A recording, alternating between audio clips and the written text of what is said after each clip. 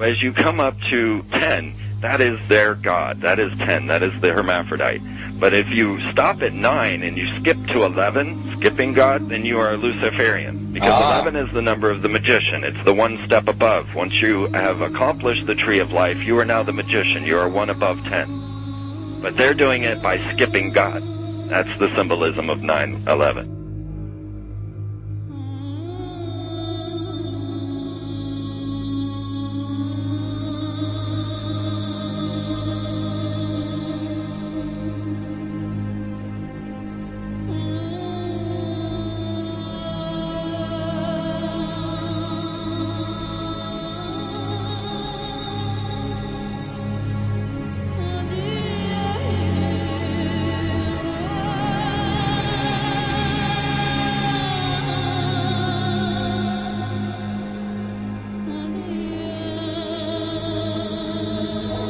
It is a big idea, a new world order. We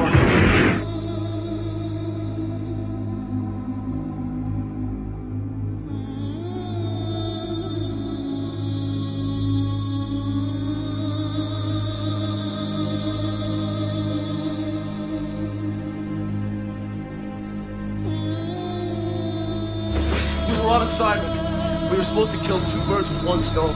In Fight Club, Project Mayhem destroys a giant bronze spherical sculpture. This seems an obvious reference to the sphere at the World Trade Center complex. Trust me, everything's gonna be fine. In a pivotal scene reminiscent of 9/11, we see the destruction of skyscrapers and the change of a skyline.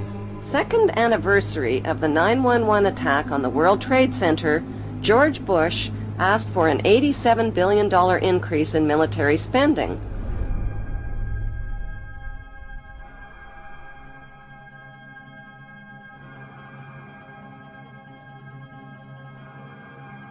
In 1904, Crowley would receive the Book of the Law soon after meditating in the King's Chamber of the Great Pyramid. He claimed he had been contacted by a being called Aiwass. Crowley would also use this symbol in his work. Some of its meanings are said to include a reference to the number 77 in Hebrew and a connection to the god Pan. Crowley made this drawing of a non-human intelligence he saw during a ritual. Synchronous 23 has made the connection between Aiwass and the Wizard of Oz, and has further pointed out the similarities between Crowley's grey alien-like drawing and the depiction of the projection of the Wizard of Oz in the film version. The much overlooked theory has been put forward on the internet that when we are looking at George W. Bush, we are actually seeing Aleister Crowley's grandson. I have suggested that this video footage of George W. Bush reading The Pet Goat, coinciding with the start of the 9/11 mega ritual, is in fact a dedication of the 9/11 mega ritual to the great god Pan by Aleister Crowley's grandson.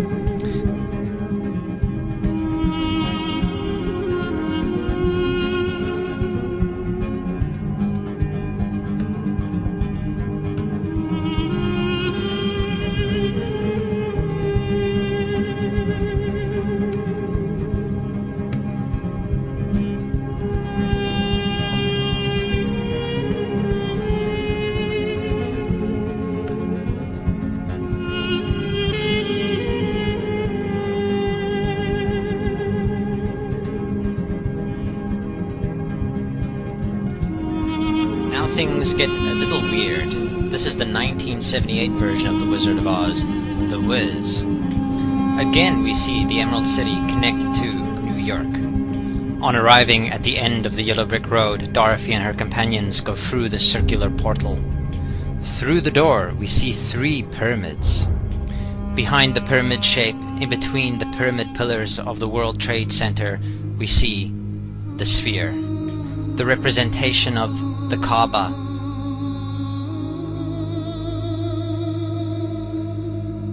The inhabitants of Oz dance around the sphere in ritualistic fashion. Fashioned in giant letters over the dome of the sphere, we see the word Oz. Oz, symbols of Pan and Aiwass, seen smack at the heart where the new Aeon was ushered in. and where the Stargate was opened.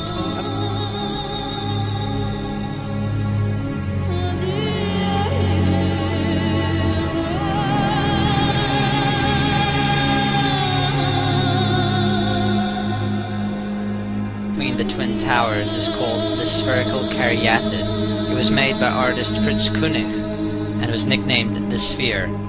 We see that Koenig made this thing in Bavaria, the same place where the Illuminati was founded. The most interesting fact about the placement of the Sphere at the World Trade Center Plaza has to be that architect and designer of the World Trade Center, Minoru Yamasaki, intended the plaza itself to be a representation of the Grand Mosque of Mecca, the Sphere in particular taking the place of the Kaaba.